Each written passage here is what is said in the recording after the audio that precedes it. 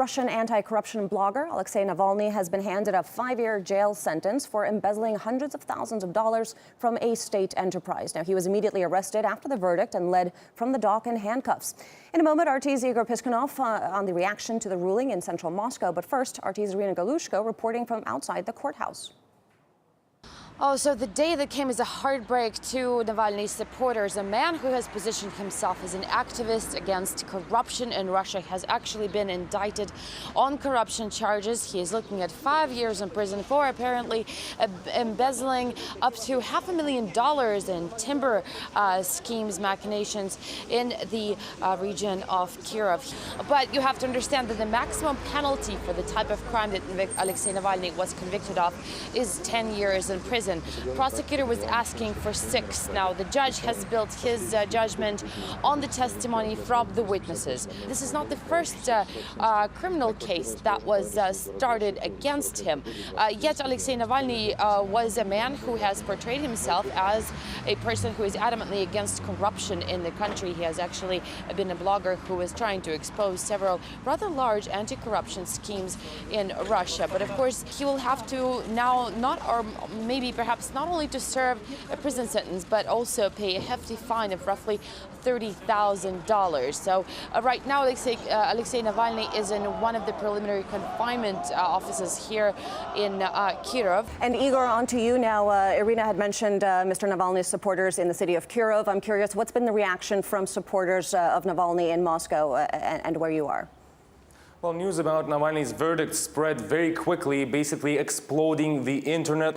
Several groups have been organized even before the verdict was announced, calling for Navalny's supporters to take part in protest rallies in Moscow and over 20 other cities across Russia. Navalny himself has called the same on his supporters in his Twitter account, and well, thousands of people have already confirmed in social networks in these groups that they are planning to take to the streets later on Thursday, both in Moscow and in over 20 other cities in the country.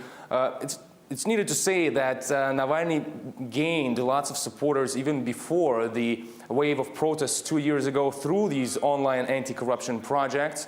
The other part of the controversy around him is his open sympathy to the Russian nationalists. And even though the opposition is still not unified, he's surely to be considered one of the leaders of the movement. But if we look at the supporters, at his supporters on a nationwide scale, when it comes to roughly 140 million Russian citizens, then Navalny's support there is much less than it comes to the online community, since a recent poll by Levada Center revealed that only around 10% of Russian citizens even followed the criminal case around him. And Irina, back to you. Where does this sentence, this verdict, leave Mr. Navalny in terms of his political ambitions?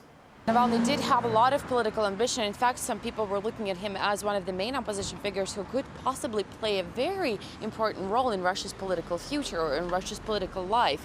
Well, Navalny has started off by putting his name on the ballot to run for Moscow mayor. The elections are due to take place in September, and just yesterday, Navalny's name appeared as an official contender for that post. However, the latest news that we're getting from Navalny's election camp is that it was agreed before the verdict was read that if Navalny should get a prison term, that he will automatically withdraw his candidacy.